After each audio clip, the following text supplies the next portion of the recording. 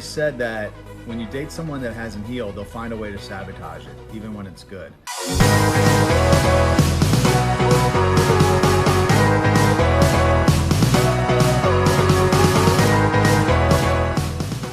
Hopefully not a long one, but I want to give everybody some updates and continue to document the journey like I've been doing for the last year or two. So I'm going to jump right into it. I made a gratitude list. I don't know if it was this morning or yesterday, but I try to do that at least a few times a week. It really kind of gets me into a positive frame of mind. So I did it, and I was thinking about what I was grateful for. I really like it because even when the things, I write, basically what I do is I write down 10 things that I'm grateful for. So, you have to sit there and think, because you don't want to say the same things every morning. I try to say something different every morning.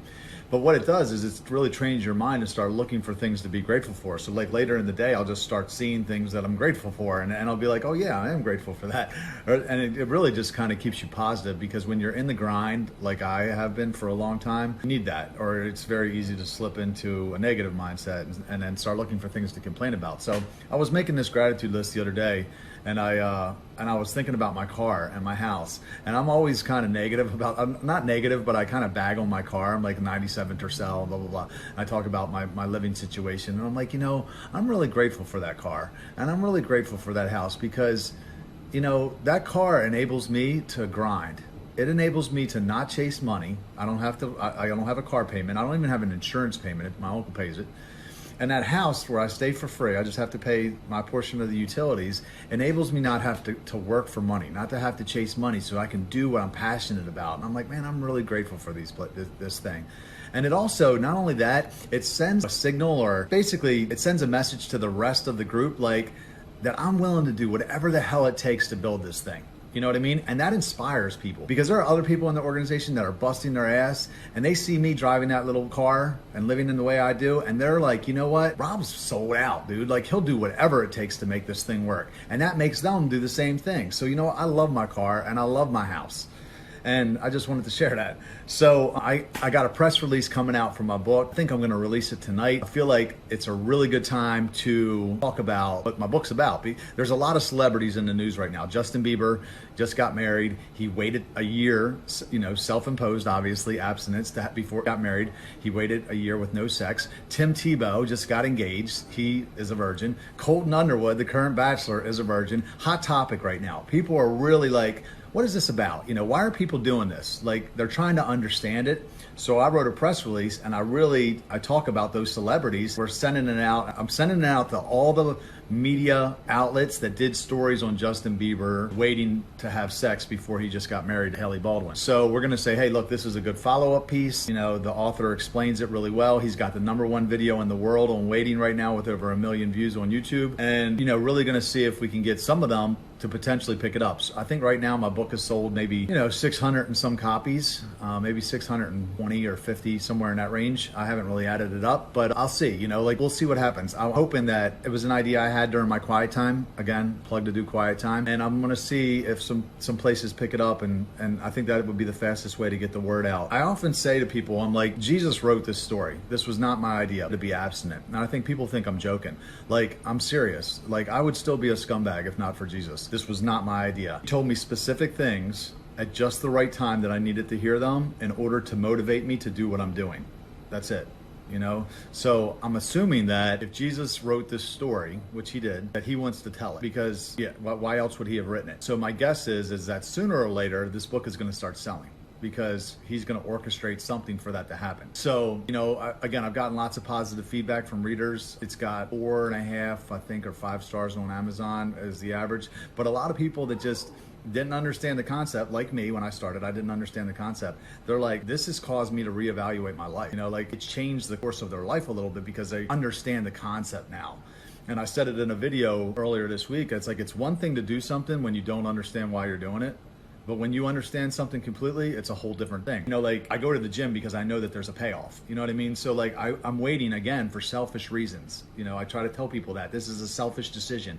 It's really damn hard, I'm not gonna lie, and it's an emotional roller coaster, but it is the best way to go about it, and I can explain it very practically. So we'll see what happens. I think that, I think this press release could be a good strategy, and we'll see. So I am back on the market. Me and the girl aren't really dating. right now, so I'm not going to go too far into it. But, last week was her birthday weekend, and she was supposed to come into town, and last minute she decided that it was not in her best interest to do so.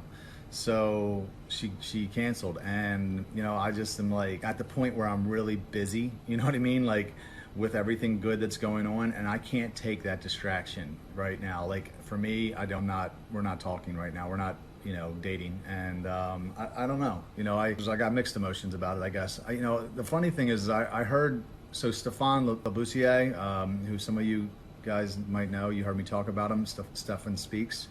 He talks about dating someone that hasn't healed, right? He talked about that from the first time I met him. He talked about that, and he said that when you date someone that hasn't healed, they'll find a way to sabotage it, even when it's good.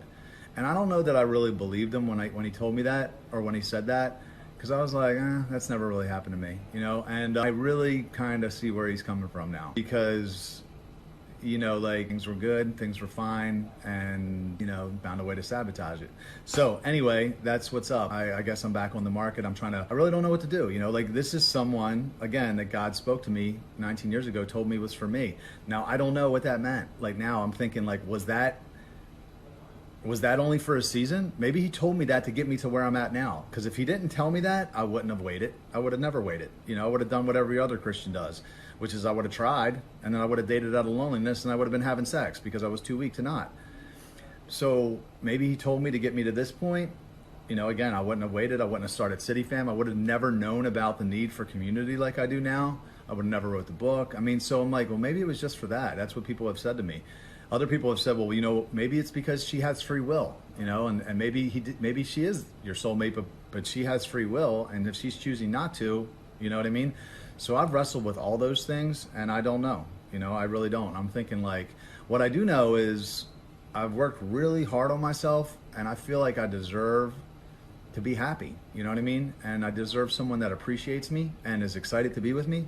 And excited to get involved in all the good shit that I got going on, because I got a lot of good stuff going on. And the person that I date and eventually marry, I want to pull into this. I want them to be like my ride or die, like, Bonnie and Clyde type thing, where it's like, I want to look at my wife and be like, we are going to take over the world. You know what I mean? Like, that's what I want in a mate.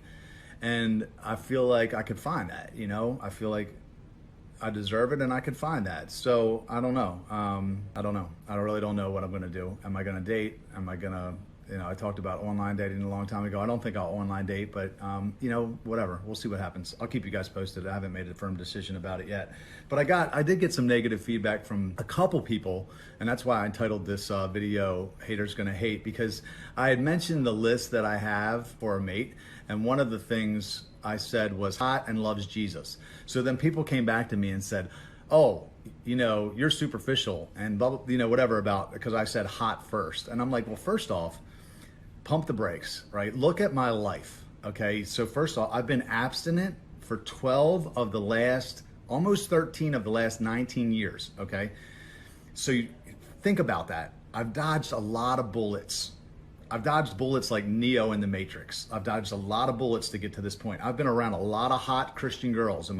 That only gets me to take a second look, right? That's it. That's all it does. If you say that you shouldn't want physical attraction because you're a Christian, that's just idiotic. Okay, just because you become a Christian doesn't mean you want someone that's hideous. Okay, you still want to get someone that looks good, that you're attracted to. Now, it might be someone that you're not initially attracted to, that you get to know over time, and then you become more attracted to them. That's possible. But either way, you're going to be attracted to that person. So when I say hot loves Jesus, like, it's not in any particular order. All that does is get me to take a second look at them.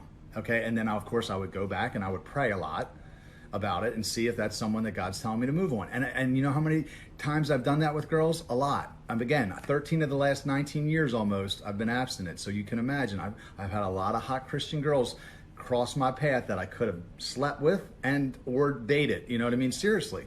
And I didn't, because I was committed to letting God tell me who to date. So, pump the brakes.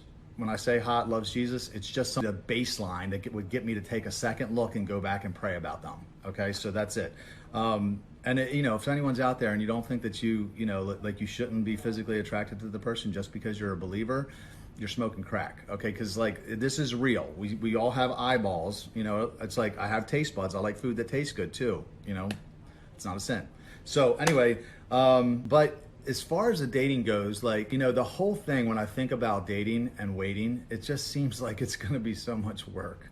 It really does. I know that sounds terrible to say it, but you know, when you're not waiting, you go right to the good stuff. You know what I mean? Like you seriously, you just jump right in it and you're having sex and it feels great and you're excited. Of course, there's problems down the road and everything crashes and burns later when the storms hit.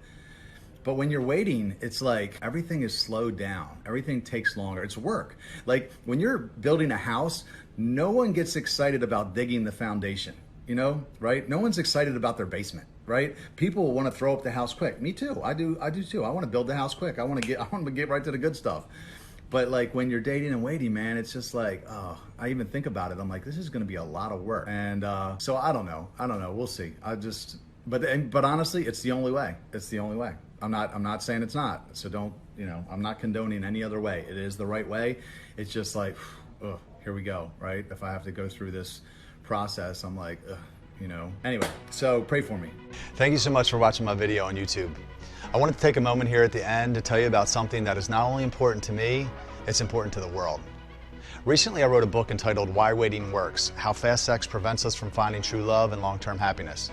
It has an average 5-star review on Amazon, and it's written so practically that even readers that didn't agree with my stance on waiting have told me it caused them to reevaluate their lives.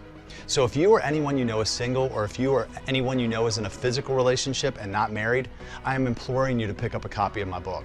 It literally will take you a maximum of 4 hours to read it and has the potential to change the course of your life. It's one thing to do something that you don't completely understand. It's a whole different thing to do something when you know exactly why you're doing it. And that's what my book is really doing for people. So I just want to thank you in advance. Again, this is something that's important to me, but it's even more important for the rest of the world. And I could really use your help to get the message out. Thank you.